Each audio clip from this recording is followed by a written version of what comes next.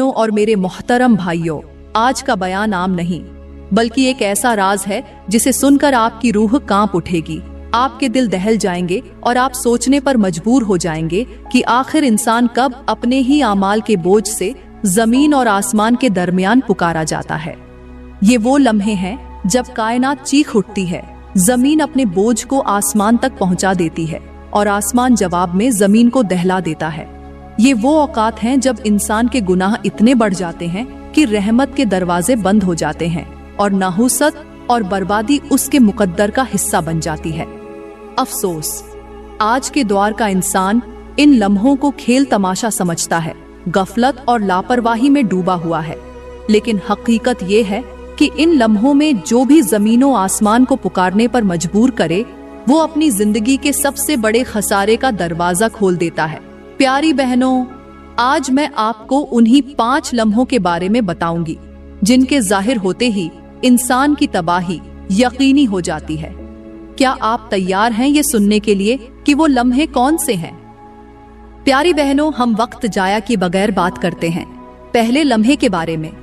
वो लम्हा जिसमें जमीन आसमान को पुकारती है और आसमान जवाब में लरज उठता है। और वो लम्हा है जब इंसान जुल्म करता है, नाहक किसी का हक दबाता है, किसी गरीब का माल खा जाता है, किसी यतीम का हिस्सा छीन लेता है।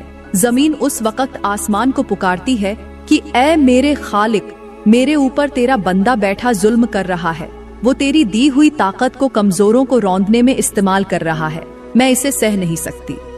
आसमान जवाब में चीख उठता है कि ऐ जमीन थम जा, क्योंकि उसके अमाल लिखे जा रहे हैं और वो लम्हा करीब है जब ये अपने जुल्म का हिसाब देगा।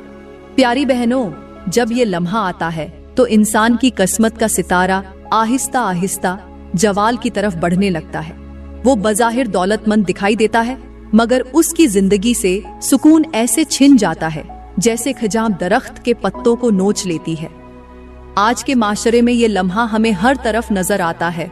दुकानदार नाप तोल में कमी करता है, अफसर अपनी कुर्सी के जोर पर मासूमों का हक मारता है, बाप बेटियों को महरूम करता है और बीवी के हुकूक दबाए जाते हैं। मेरे करीम नबी ने फरमाया कि जुल्म कयामत के दिन अंधेरों की सूरत में होगा।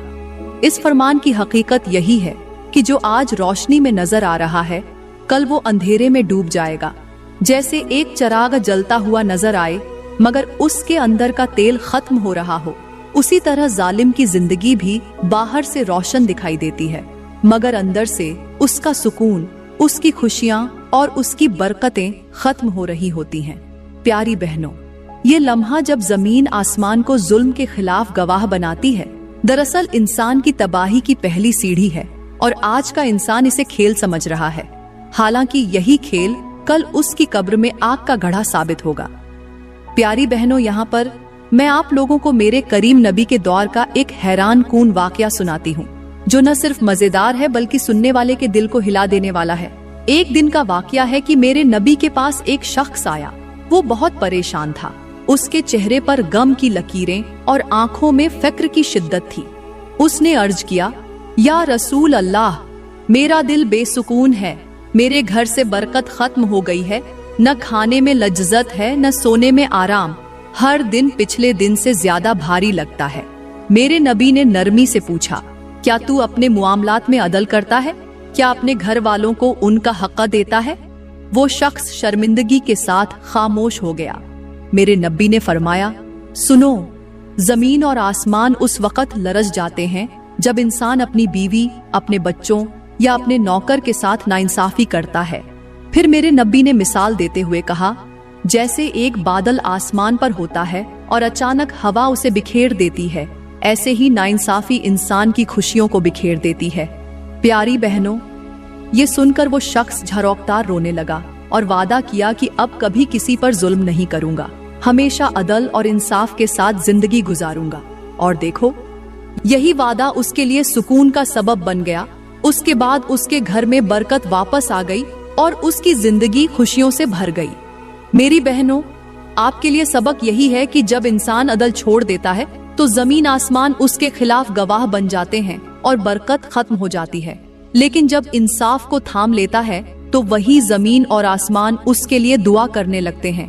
प्यारी बहनों, हम वक्त जाया किए बगैर अब दूसरे लम्हे के बारे में बात करते हैं। वो लम्हा जब जमीन और आसमान एक दूसरे को पुकार उठते हैं और इंसान की किस्मत का चिराग बुझने लगता है। वो लम्हा है जब इंसान अपने वालिदैन के दिल को तोड़ता है, उनकी आंखों से आंसू बहाता है और उनके दिल की दुआ को बद्दुआ में बदल देता है। यही वो वक्त है जब जमीन आसमान से कहती है, ऐ आसमान, देख इस बंदे ने अपने माँ बाप के हुकूक कैसे पामाल किए। उसने उनके सामने आवाज बुलंद की, उनकी खिदमत छोड़ दी और उनकी इज्जत को नीचा दिखाया।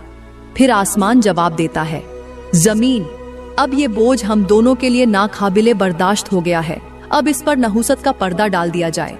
यही वो लम्हा है जब इंसान की कमाई के दरवाजे बंद हो जाते हैं, खुशियों की जगह गम ले लेता है और उसका रिस्क घटने लगता है। मेरी बहनों, सोचो, वालिदैन वो दरख्त हैं जिनके साए में औलाद को ठंडक मिलती है, और जब वही दरख्त काट दिया जाए तो साया कहां से आए। नबी पाक ने फरमाया कि वालिद की रजा में अल्लाह की रजा है और वालिद की नाराजी में अल्लाह की नाराजी है। मतलब ये है कि अगर वालिदैन की जबान से तुम्हारे हक में दुआ निकले तो जमीन और आसमान उस दुआ को आगे बढ़ाकर 7 आसमानों तक पहुंचाते हैं। लेकिन अगर वालिदैन के दिल से तुम्हारे खिलाफ बद्दुआ निकले तो वो बद्दुआ तलवार की तरह काट देती है और फिर कोई कैला, कोई दौलत, कोई ताकत तुम्हें बचा नहीं सकती। ये लम्हा इतना खौफनाक है कि इंसान खुद भी नहीं समझ पाता कि उसकी इबादतें क्यों जाया हो रही हैं, उसके रिश्ते क्यों बिखर रहे हैं और उसकी दुआएं क्यों कबूल नहीं हो रही। प्यारी बहनों, एक मिसाल से समझो, जैसे एक परिंदा आसमान पर परवाज करता है और अचानक उसके परों में किसी ने झर भर दिया हो। बज़ाहिर परिंदा उड़ रहा होता है, लेकिन चंद लम्हों बाद वह नीचे गिरकर मर जाता है। ऐसे ही वह औलाद है जो वालिदैन का दिल दुखाती है।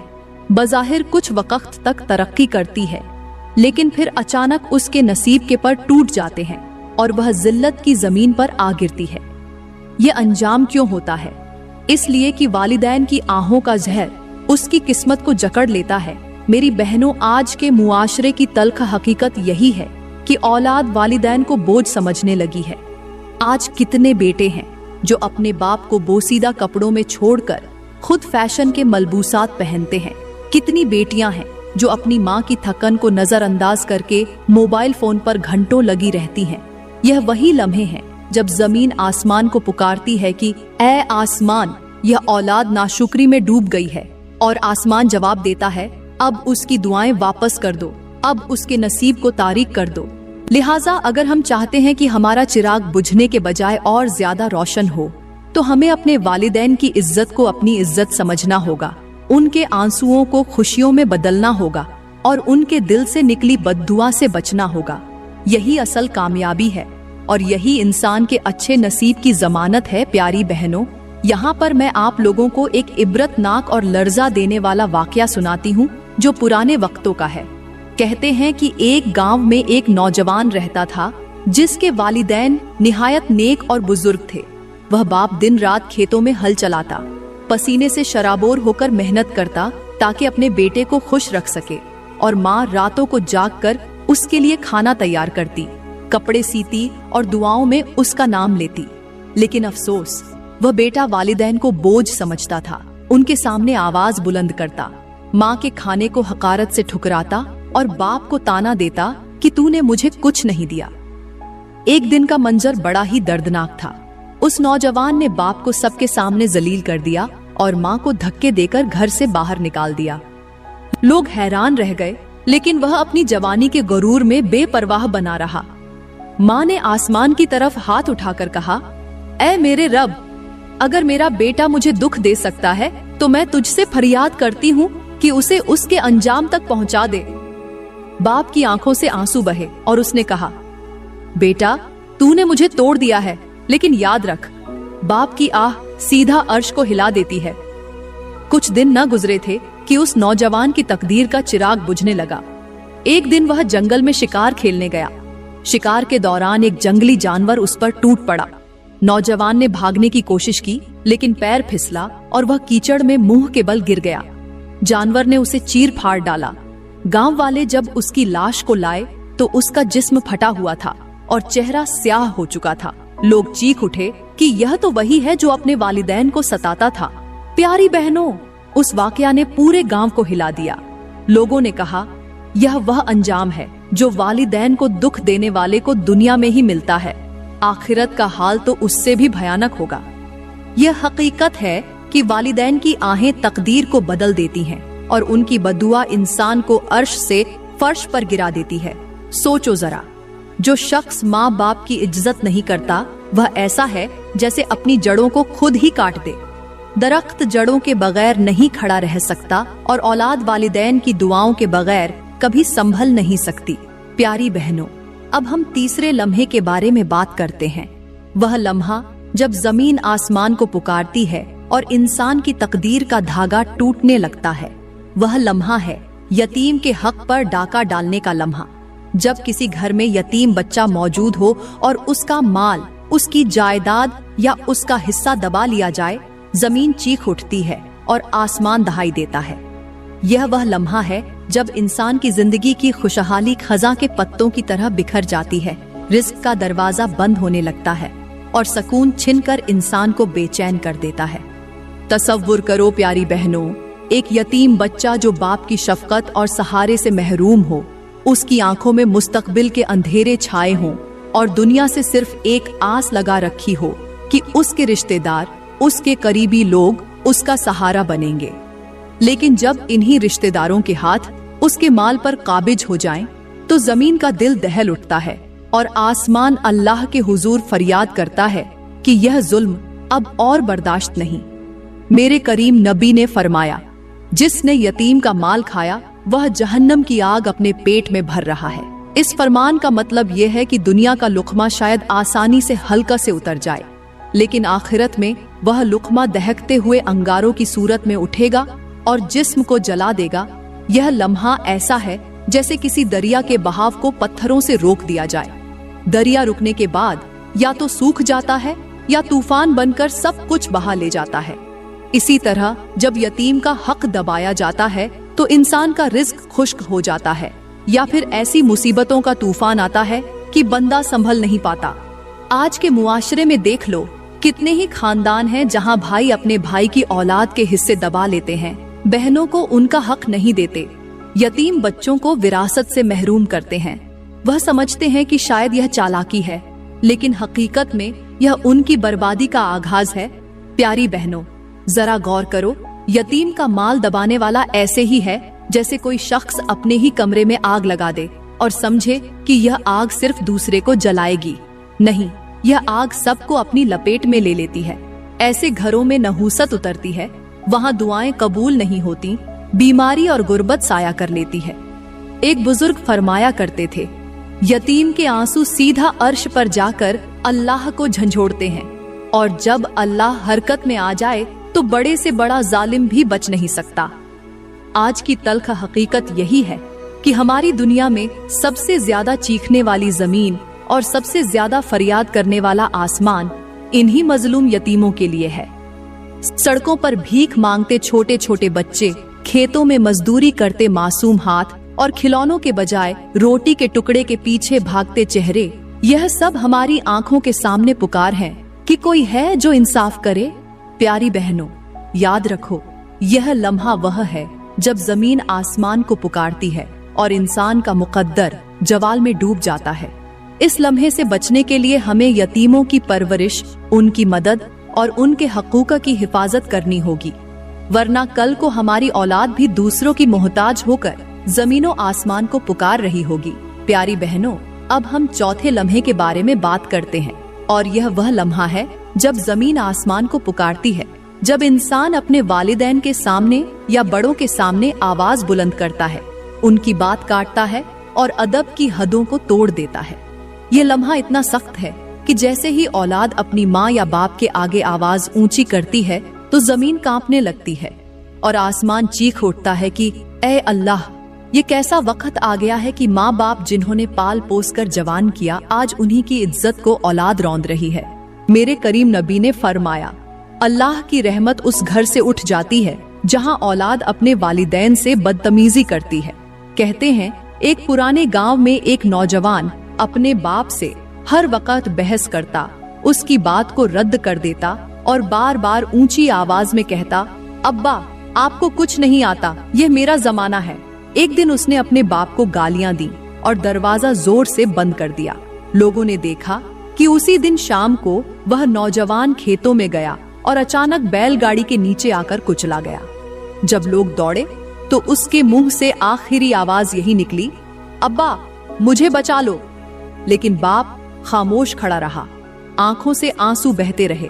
गांव के बुजुर्गों ने कहा, यह उसके बेअदब होने का अंजाम है। मेरी बहनों, यूं समझो जैसे दरख्त की जड़ें कमजोर हो जाएं तो पूरा दरख्त तूफान के झोंके से गिर जाता है।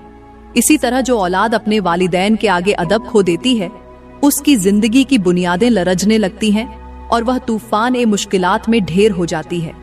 आज के दौर में यही लम्हा बार बार देखने को मिलता है। बच्चे मोबाइल में उलझे हैं, वालिदैन आवाज दें तो जवाब नहीं देते, अगर कुछ कहें तो उनके सामने चीख कर बात करते हैं। बेटियां माँ को बोझ समझती हैं, बेटे बाप को पुराना ख्याल कहकर नजरअंदाज करते हैं। यह वह वक्त है जब जमीन आसमान को पुकारती है और कहती है कि ए अल्लाह, ये औलाद अपनी जड़ों को काट रही है, इन पर तेरी रहमत कैसे बरसे। प्यारी बहनों, अब हम 5वें लम्हे के बारे में बात करते हैं और यह वह लम्हा है जब जमीन आसमान को पुकार उठती है, जब इंसान अमानत में खयानत करता है। यह लम्हा इतना खौफनाक है कि जैसे ही कोई शख्स दूसरों के भरोसे को तोड़ता है, किसी का माल दबा लेता है या किसी की अमानत को जाया करता है, तो जमीन कराहती है और आसमान चीख पड़ता है। गोया कायनात गवाही देती है कि यह बंदा अल्लाह के हुक्म के खिलाफ जा रहा है।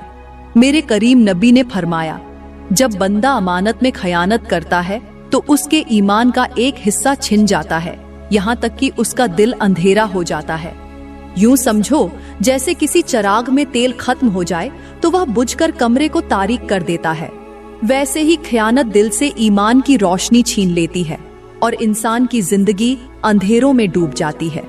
वह शख्स चाहे सोने के महल्लात में भी रहे, लेकिन उसकी रूह बेसुकून रहती है और उसके नसीब से बरकत का नूर उठ जाता है। कहते हैं एक ताजिर को लोगों ने अपनी अमानतें सुपुर्द की, सोना, चांदी और गल्ला।